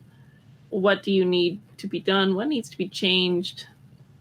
Why should I enforce more banhammers on salt wives? And all that. And all that. I would also, my 2 other ones, I would pick one of the High Towers to also come to my court and act as a voice for that region of the Reach. And that would be, I would pick Rhea Hightower. Okay, yeah. 2, 1, have another woman on my council, and 2, she's also Florence, which she has more knowledge of that area as well, and area around the Tyrells, which I got to keep my eye on. And Rhea Hightower doesn't seem to... What's the right word? Florenty? Yeah, I mean, you could be too much Florence, so yeah. In her position, I think she would do well. And then I would also pick up Ravosi, because I would want to negotiate further with Braavos and have a better understanding. That would be it. I mean, that's really awesome. I don't know Braavos novels. I'll just pick someone from the Sea Lord's Manse. I should be like, that guy looks nice. Let's have him. There's a before we get off. Well, actually, hold on. I'll come back to this. Okay. If we have any comments about Micah's. I don't. Okay. Did you have another one, Micah? No, that's mainly it. This one was recently. I didn't put a lot of thought into it. Okay. Okay. Yeah. I didn't want to stop dead in the middle of that. But okay. KW Dent has 2 great episodes on the economics of Westeros and how to improve them. Have y'all listened to that? I've read his essay. Okay. I haven't listened to it. His essays several months ago, but I just read them. Oh, okay. Yeah. He's it's episode 36 and 37, part 1 and 2. But it could kind of act as like a sister episodes to this. In that he makes up a bank of Westeros and I don't know. He just adds. I don't know. It's just kind of cool. It's definitely interesting as far as that goes. The a Bank of Westeros that would be good for the High Towers to create. In Old Town. Maybe I could slip that into my High Commissioner position for the High Towers. They got Citadel, Library, and a bank. Yeah. Dent puts in his episode he has the Central Bank of Westeros at Harrenhal, and he has a bunch of things that he delegated. It's really cool though. It definitely, if you're listening to that, like this, if you're listening to this, definitely go check that out if you get a chance. Yeah, absolutely. It definitely pairs well with this episode. So let's transition into our wardens, or Lord Paramounts, however you want to term them. Micah, why don't you kick us off with who you would appoint as your wardens, and did you create any new wardenships for Westeros? I created a wardenship, but I leave the Iron Isles being technically owned by whichever one they're being owned by. Most likely the Trident. Westerlands, I think. Either the Westerlands or the North. Yeah.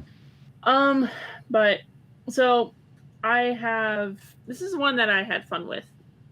I had fun playing around with the wardens in terms of like what they're doing. Basically, I would improve their communications with the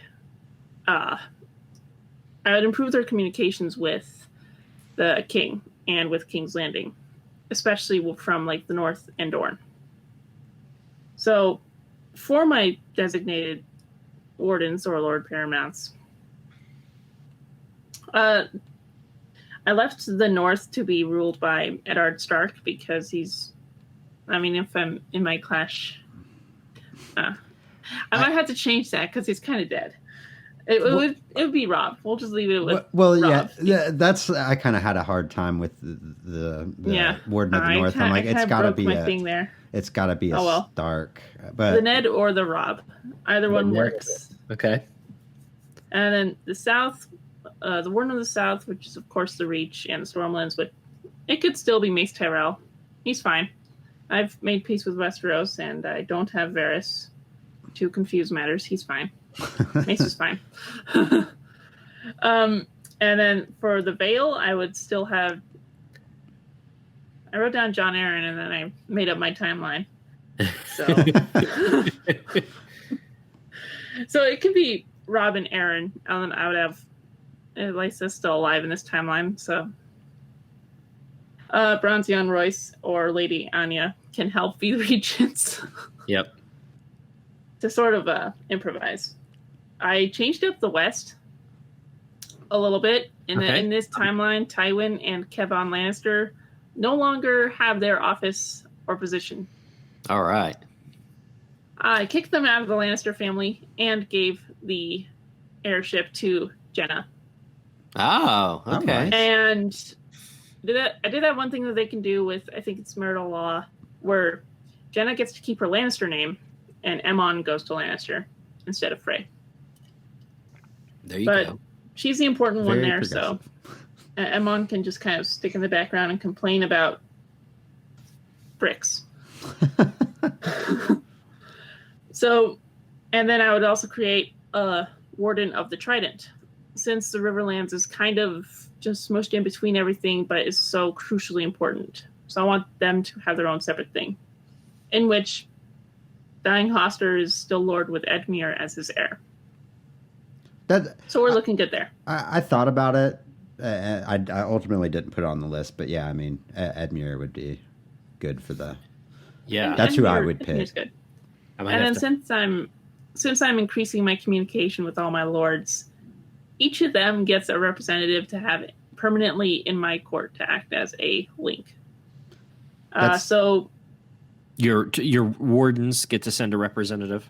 The wardens get someone who acts as both someone who's in their court and in my court that both of us can trust. I like that, like giving each of the wardens basically a seat on the council, but they can send a representative to speak for them while they're not there. I do like that. That would be for new seats. I would definitely would add to the small council. Yeah. So of course I adapted accordingly.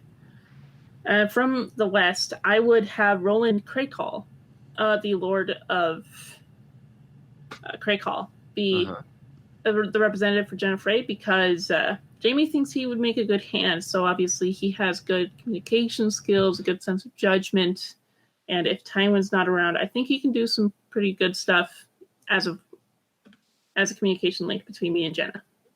And from the Vale, I would pick Robar Royce.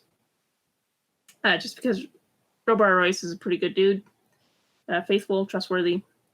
From the Reach and Stormlands, I would actually pick Beric Dondarrion's betrothed Illyria Dane. Nice. To act as a bridge between the Reach, Stormlands, and Dorne. Because she's connected to all three in a way. And from the north, I would pick Winifred Manderly, who is Willis Manderly's daughter, and she's incredibly fearless and, of course, stood up. Well, she sort of stood up against Wyla, but for Wyla Manderly at the same time, and knows what's going on with Wyman. And if he trusts her, then so will I. It's that easy. And from the Trident, I would pick Lady Ravella Smallwood from Acorn Hall. Nice. That's about it for me. All right, Brett, your wardenship. Warden of the North. I think obviously any of the Starks. Any of the Starks. Probably Rob. If I were to replace the Starks with anybody, it would be the Mormonts. I feel like they are, while they're not as rich or as powerful as the Manderleys, they still have ties to the South, and I feel like their rule would always be challenged. I mean, anybody's rule that isn't a Stark's going to always be challenged, but I feel like the Mormonts, they got a pretty good lineup of people that could assume the Warden of the North. Just any of the she-bears, maybe not any of them, but if Daisy was still alive, or Alysanne Mormont. My Warden of the South would be Oberyn. I would definitely make Oberyn, switch it up. Like I said, I'm actively trying to cut the Tyrells out of my court, which might be a bad idea. I might have to rethink this because... Well, Willis is a friend of Oberyn. Yeah, he was actually my second choice. Which is kind of interesting. I almost went with Willis over Oberyn, and now I'm kind of rethinking it. But yeah, it is interesting that they're friends, which that might improve the relation if Oberyn has to work more with the Tyrells. I think their relation might improve, especially with like Willis, always being at Highgarden. But you could flip those. It could be Willis. I feel like Willis would be better for the realm, but I really would like Oberyn to do it just so he could be a pain in Mace Tyrell's ass. Why not? For the West, I actually went with Brienne for the Warden. I know this is kind of a curveball, but kind of. I feel like her and Jamie have a great relationship. There needs to be a lot of mending between the Riverlands and the Westerlands. And I don't think many of the Lannisters could do that. Now, it might be... I feel like Jamie could also help Brienne keep people in line with being the Warden of the West. So I don't know. I don't know how well that'd work, but it's definitely something that's my idea for it, for mending all the atrocities Tywin did to the Riverlands. Just being a mediator, especially with her storyline being throughout the Riverlands. And then Warden of, what do I got left? Oh, East, Jan Royce. I feel like, I don't know, there just wasn't really, he's kind of a meh choice for me. I didn't find anybody that stuck out to me. But I feel like people respect Jan Royce. And he's not he's not a bad dude. Like he's not a bad choice. He's kind of the one that'll just sort of keep it the same, I think. Yeah. There's not many that would like advocate for change, except for like, I don't know, Godric Burrell maybe. Yeah, but I feel like most of my people who are gonna change the realm are in the small council, and the wardens are just kind of there to keep that area in check, basically, and keep it running, and implementing those laws. I feel like, he'd do a fine job. But yeah, that's it. Okay. Great choices. So I went kind of hog wild on the no, here we go. I named my four primary wardens, and then I created 8 additional. Oh my god! So get ready for this shit. I thought I went wild. Yeah. Well, actually, one of them I just kind of stole from you, and that's the trident. But I'll talk about that here. How dare you? So Warden of the North, I would name Bran Stark. Warden of the North, I would probably appoint like Great John Umber as Lord Regent until he comes of age. So the Great John would kind of, and I would do some of the similar things you mentioned, Micah. That the Wardens is a position that George probably was going to do something more with, but then just kind of ended up abandoning it because, Jamie was going to, Jamie was going to be named Warden of the East, and that potentially was going to be a big plot and all that stuff. But then it just kind of moved on. But yeah, so Bran would be my Warden of the North. I would probably keep the Tyrells in power, and I would probably make Willis Tyrell Warden of the South. I think he's, he's a decent Tyrell. People seem to respect him. He has a relationship with Oberyn, etc. So I think he would be good. I kind of reconstitute the South. So by South, I sort of mean the Reach, and I'll talk a little bit more about Dorne here in a minute. The East, I kind of went Blatu and picked Bronze Jan Royce. I think he's a respected lord. He's a competent commander if for some reason the Vale was invaded. So I would name him my Warden of the East. The Warden of the West, I would actually probably put Reynold Westerling in charge there. Reynold is he's supposedly dead, right? But everyone kind of thinks that he probably actually survived the Red Wedding and got away. Did he try to free Grey Wind or something? Right? Yeah, I think so. That was his thing. He tried to free Grey Wind. He got shot and then jumped into the river. Died. Yeah. Turned out to be mostly dead or something. I don't know. Yeah.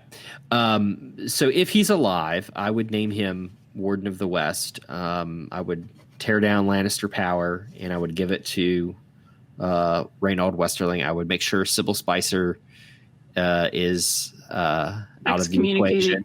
Oh, beheaded, but whatever. Whatever you need to do to get rid of her. So I would put Reynold. He was a confidant of Robb Stark. He seems like a decent guy. I would name him Warden of the West. So my first new wardenship is Warden of the Narrow Sea. I want to bring back the House Valerian power, and I'm going to name Monterus Valerian as Warden of the Narrow Sea, and I would name him as a ward of Stannis Baratheon. So Stannis would get to teach him all of the martial discipline and help bring House of Valerian back.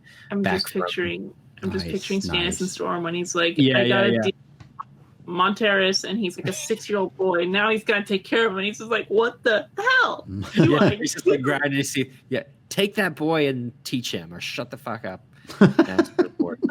I would also create, so you've got the royal fleet at King's Landing.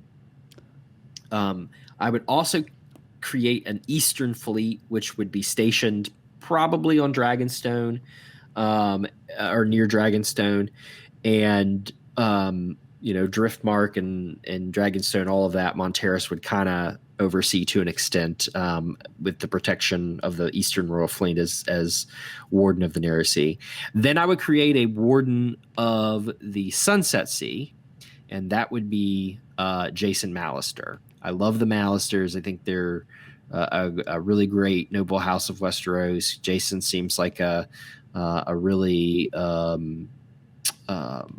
I don't say honorable character, but he's someone that when we talked about him, Brett, he stands out to me from the first book when Catelyn, I think, or so someone sees him riding into, I think it might be Sansa riding into, no, I think it is Catelyn sees him riding. Catelyn sees him coming in. Yeah. So he would be at Seaguard. He would be charged with housing the Western Royal Fleet, and again, I want a counterbalance to any Ironborn aggression, but I also would station some personal guards at Seaguard that may march and burn down the twins at some point. Who knows? Travis's kingdom is just eliminating the Peaks, the Florence, and the Freys.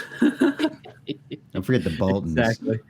Oh, the Boltons are long. Yeah, they were the first to be slaughtered. So I would then create. Let's see. God, I have six more new wardenships to go. So Warden of the Waves. So I would go out on a limb here. I mean, me. Again, naval power is very important to me. Who would have thought? Yeah, exactly. Couldn't tell. I would go out on a limb here, and I would give probably a small fleet. And this position would specifically be under control of the master ship Sasha Greyjoy, but I would give a small fleet to Orain Waters. Now that's very risky. That's very, very risky. But I need someone just a little. I need someone who's out there sailing around, learning things from port to port, dealing with the darker side of the world. And I think Orain would be magnificent at that. He may only get 3 Dromans, but we'll see. We'll see if he's good. Give him a little. Yeah, give him a little bit. Yeah, give just a small fleet. And prove yourself, Orain, and 13 Dromans. Yeah, you'll do better. House him with the prisoners. Yeah, I mean, yeah, you do have one thing going for you. You're not Cersei, so he may not just take. That's true. You're not like, oh, he's Rhaegar. No, he's not. Yeah, you give him some. He would also, I think, he could potentially be a counterbalance to any. If little fucking Monterus Valerian gets out of hand, I'll just say, well, I'll slip Orain Waters in there, you bastard. Don't try me. So my kingdom has also conquered the Stepstones, and so Salador San is my warden of the Stepstones. So I would let him and his pirate fleet do whatever you want to there. Just don't screw with my ships and stuff. I would name. Okay, so I lied. I stole 2 here. First of all, Warden of the Trident. I think that's a great position, and I would name Edmure Tully to that position because I think Edmure's a decent guy. He might make some mistakes, but he's a decent guy. Everyone in Westeros makes mistakes. I want to bring Roderick Harlaw in, so I'm going to create the position of Warden of the Isles. Again, I want to keep an iron grip on the Iron Islands. I don't want them to I'm ready to just like bombard them if shit gets out of hand. I think Roderick clearly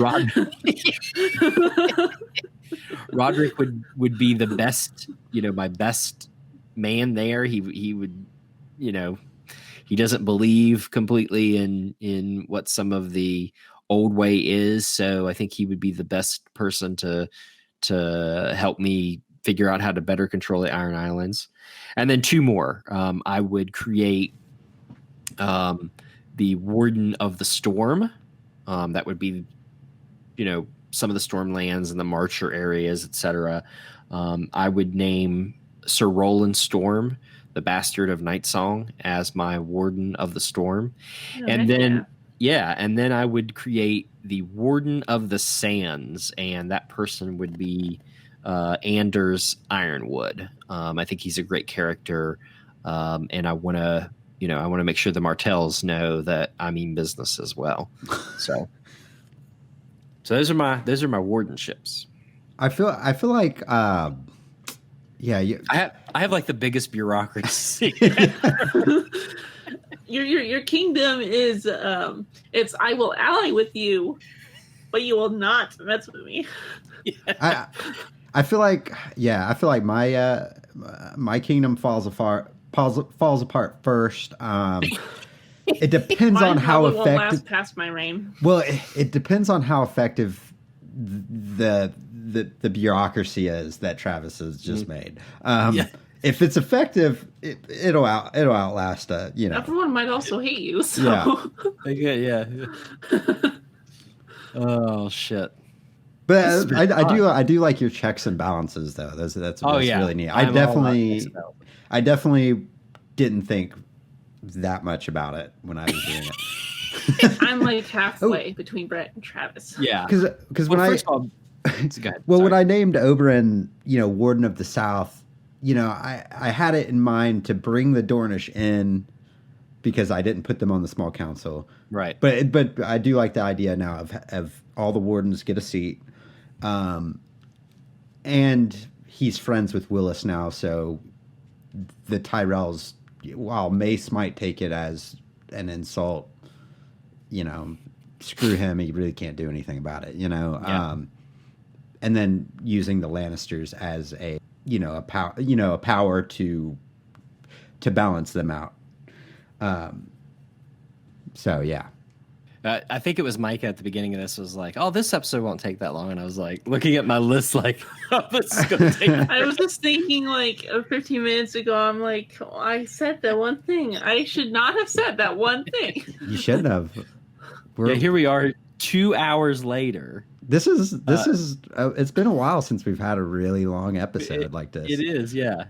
I had a lot of fun with this. This was. Oh yeah. This was great. It's some really good choices. Now I'm being serious here. We, that toward the end we had a lot of fun with creating all this bureaucratic nightmare, as I did. But we made some really good choices for these positions, and I think, if these people were able to serve Kings of Westeros, things would probably be a little bit better. So yeah, you all feel the same? Yeah. I really I understand why Davos Fingers is doing that. Davos Fingers podcast. I'm sure everybody that's listening to this knows who they are, but they're doing a what if series and they're having a lot of fun with it, and it felt similar. So I can see why they're having so much fun with it now. Yeah. It's really fun. I had a great time. I've sort of like meandered, like I can put like my favorite minor characters into this. This can totally be on brand. I'm like, hey, Ravella Smallwood, she can be in. Yeah, exactly. Yeah, it was really fun to sort of branch out and see what could I do were I King of Westeros and not under threat of Baelish or Varys or Lannisters. Right. Exactly. All right, so I think that concludes our discussion today. We had a lot of fun talking about the small council, which we think is a really cool detail that George put in the story that makes Westeros seem real. This seems like a real government structure that would help a king because it's based in reality, in our own history, as we mentioned at the beginning of the podcast. We hope you enjoyed listening to our choices. Share your choices with us. Tweet us at Planetos Podcast. Email us planetospodcast@gmail.com. Let us know if you have choices for the small council. Most normal people would stick to the 7 positions and make an hour podcast. We greatly expanded our rule and our might and our checks and balance system to control every facet of life across the continent. But a lot of fun, and like you said, Micah, this is a great opportunity to bring in a lot of characters that you really like, and also to think about like who would really make a good choice for these positions. Like Titus Blackwood, that's a great choice for Hand. I would never have thought of that. Yeah. Thank you. I gotta be honest, Catelyn Tully, that's a great choice. Like from the beginning, you just blew me away.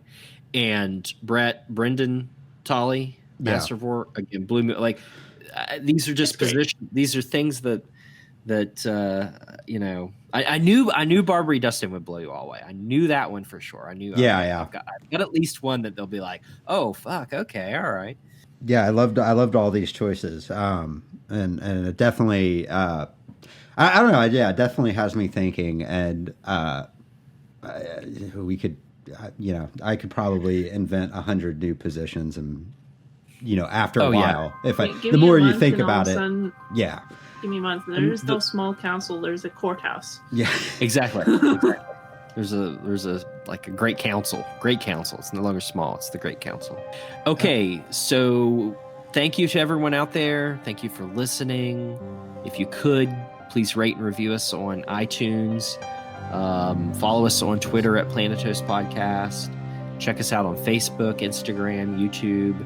Until next time, we will see you around Planetos. Good night.